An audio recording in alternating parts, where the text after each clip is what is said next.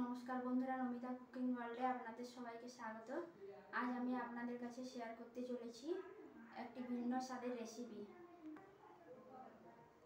আজকে নবমী, তাই আমি একটি ভিন্ন স্বাদের রেসিপি আপনাদের কাছে শেয়ার করতে চলেছি। রেসিপিটা হলো এখন শোল মাছ ফুলকপি দিয়ে টক বানিয়ে দেখাবো। বাজার থেকে শোল মাছ কিনে এনেছি, তাই আজকে ফুলকপি দিয়ে শোল মাছের টক বানিয়ে দেখাচ্ছি আপনাদের কাছে। ফুলকপিটা কেটে নিয়েছি। এই দেখুন, এইদিকে কড়াইটা বসিয়ে দিয়েছি। কড়াইটা অল্প একটু জল দিয়ে দেবো ফুলকপিটা ভাপিয়ে নেওয়ার জন্য। অল্প একটু জলটাতে হলুদ দিয়ে দিই আর একটু লবণ দিয়ে দিই। এখন জলটা গরম হয়ে গেছে, এবার ফুলকপিটাকে দিয়ে দেবো।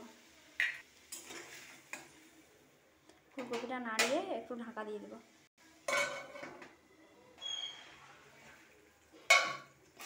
দেখুন ফুলকপিটা ভাপানো হয়ে গেছে, এবার নামিয়ে নেব। দেখুন এইখানে কড়াইটা ধুয়ে বসিয়ে দিয়েছি, গরম হয়ে গেছে। এবার মাছটা ভাজার জন্য তেল দিয়ে দেবো, সরষের তেল। দেখুন এইখানে মাছটা কেটে ধুয়ে আমি নুন হলুদ মাখিয়ে রেখেছিলাম। কড়াইতে তেলটা গরম হয়ে গেছে, এবার মাছটা ভেজে দেবো। মাছটা টক করবো, তাই আমি বেশি কড়া করে ভাজবো না, হালকা করে ভেজে নেবো। আর একটু শুধু মাছটা ভাজা হয়ে গেছে, তুলে নেবো।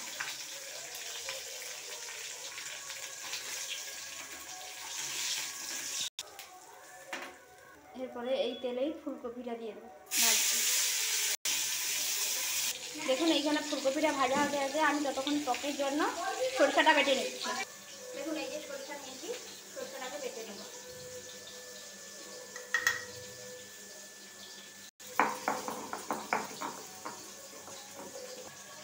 এই দেখুন আমার এইখানে সরষাটা বাটা হয়ে গেছে। এইদিকে দেখুন আমার ফুলকপিটাও ভাজা হয়ে গেছে, উঠিয়ে নেব। কড়াইতে আবার সরষার তেল দিয়ে দিচ্ছি। তেলটা গরম হয়ে গেছে, ফোড়নে দিয়ে দিচ্ছি 5 ফোড়ন, কাঁচা লঙ্কা, কুচনো টমেটোটাকে একটু ভালো করে নেড়ে নেব। দেখুন টমেটোটা নরম হয়ে গেছে, এরপরে দিয়ে দেবো অল্প একটু হলুদ। এবার দিয়ে দিচ্ছি বেটে রাখা সরষেটাকে একটু নেড়ে নেব।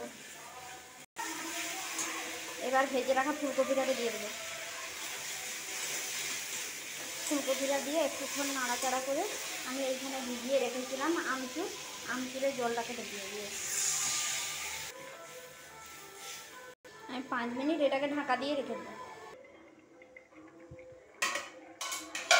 দেখুন টকটায় ফুটে রেখেছে, এরপরে ভেজে রাখা মাছটাকে দিয়ে দেবো।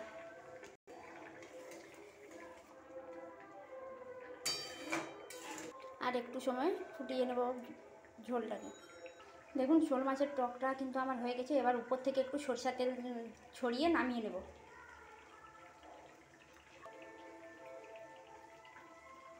শোল মাছের টক রেডি, আমি নামিয়ে নিচ্ছি এবার।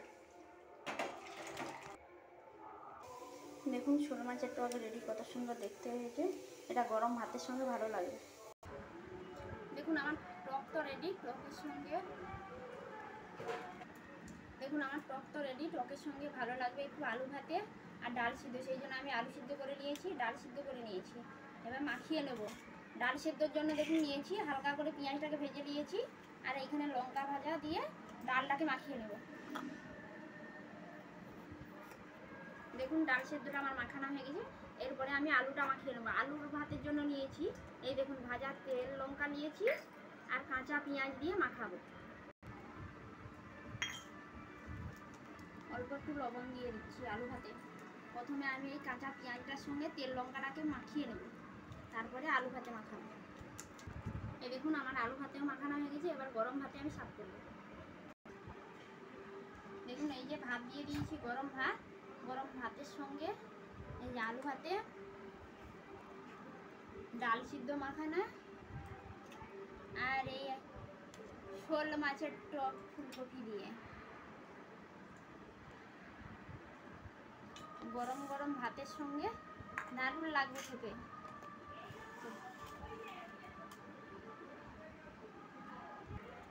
তো বন্ধুরা, আমার যদি এই ভিডিওটি ভালো লেগে থাকে অবশ্যই লাইক কমেন্ট শেয়ার করতে ভুলবেন না। কিন্তু আপনারাও বাড়িতে এইভাবে শোল মাছের টক বানিয়ে দেখুন, খেতে ভালো লাগবে।